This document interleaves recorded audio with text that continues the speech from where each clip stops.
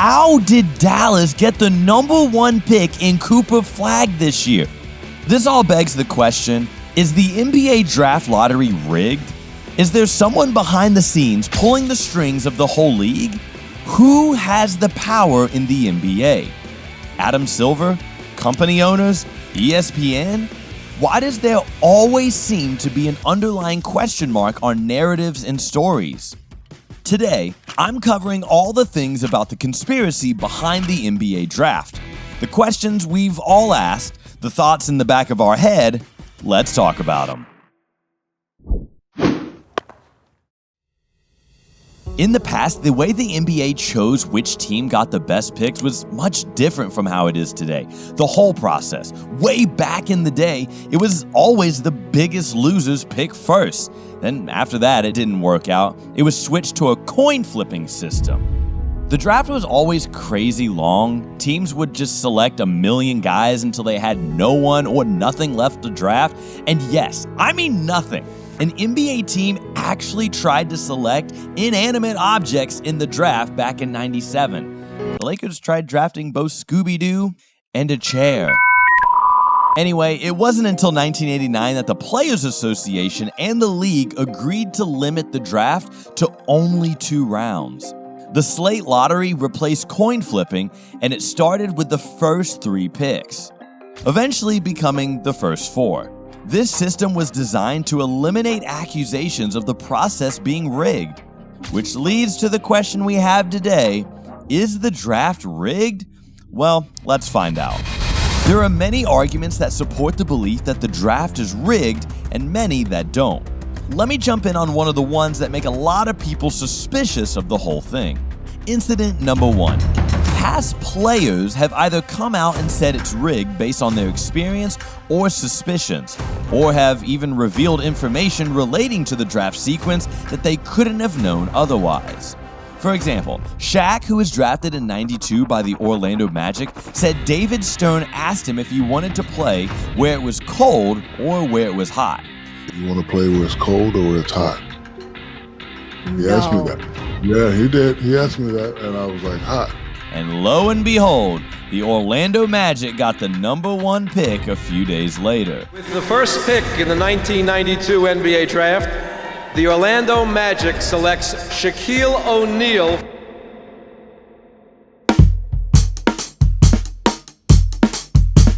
Incident number 2 is when Dikembe Mutombo, another former great, sent the 76ers a congratulatory tweet for them getting the number 1 overall pick in the draft. The only problem was, the draft hadn't even taken place yet.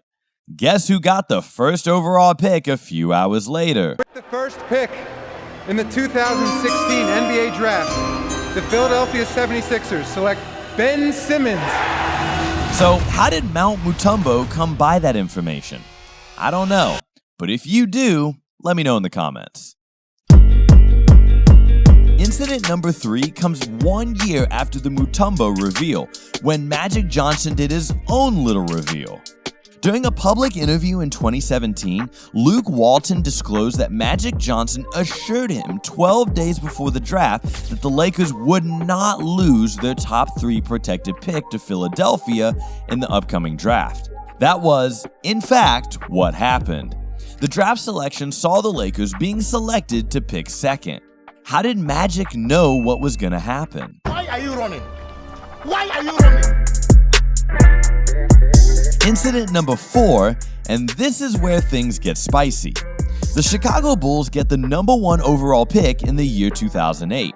That pick allowed them to select Derrick Rose to his hometown team, despite the Bulls only having a 1.7% chance.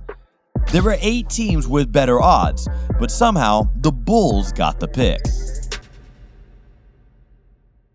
Incident number 5 is when Cleveland got the 2010 number 1 pick after the King decided to take his talents to South Beach. They didn't even get the slot with their own pick. It was with the selection they had traded from the Clippers, a pick that only had a 2.8% chance of winning the draft. It was almost like that number 1 pick was compensation for the Cavs after losing LeBron.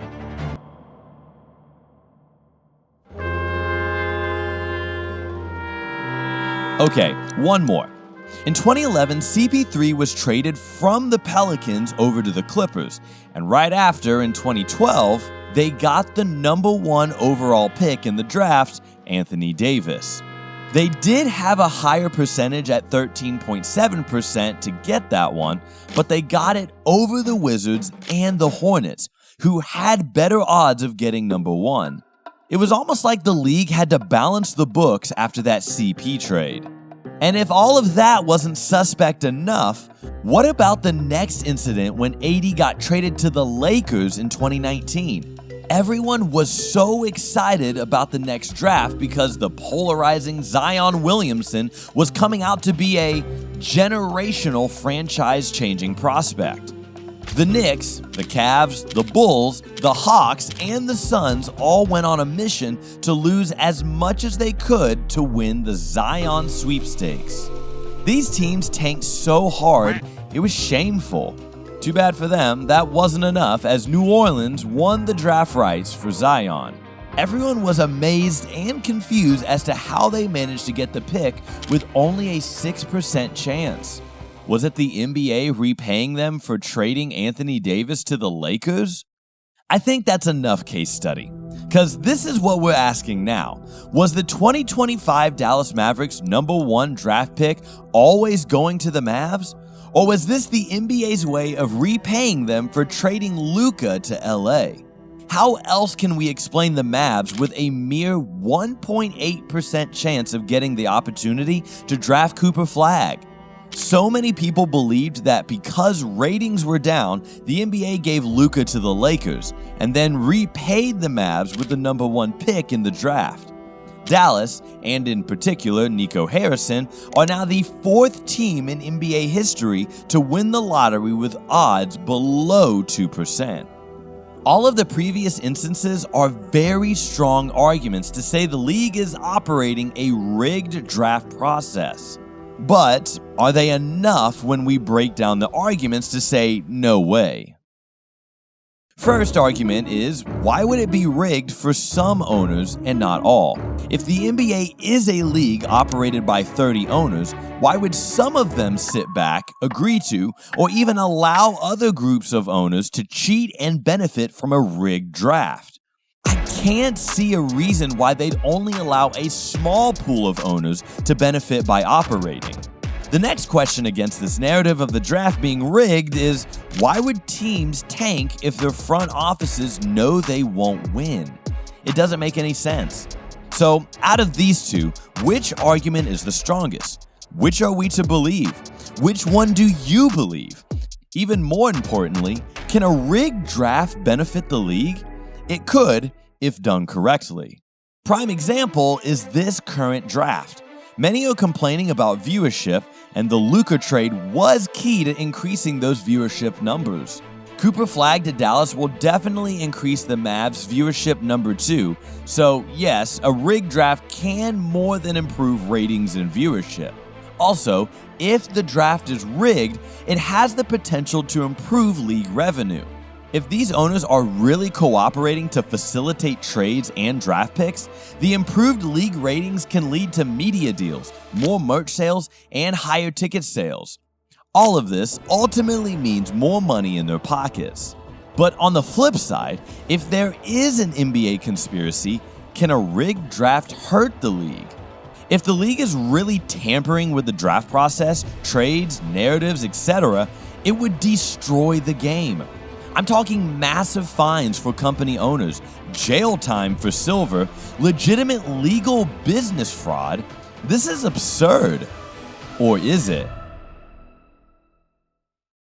Because the arguments supporting the draft being rigged, from instances of foul play to the benefits of doing it, are looking a lot stronger than those that say it isn't. What do y'all think? Because there really are teams that don't think the draft is rigged, and they tank the best they can with the hopes of getting a generational talent. They fail again, and over again, and again. So for speculation purposes, I can't say for sure if the draft is rigged, but it isn't looking too holy and honest from where I'm sitting, digging into articles, watching videos, hearing testimonies. Then again, it could simply be a string of good luck that has fortuned teams that made big moves. Let's see who controls the league this year.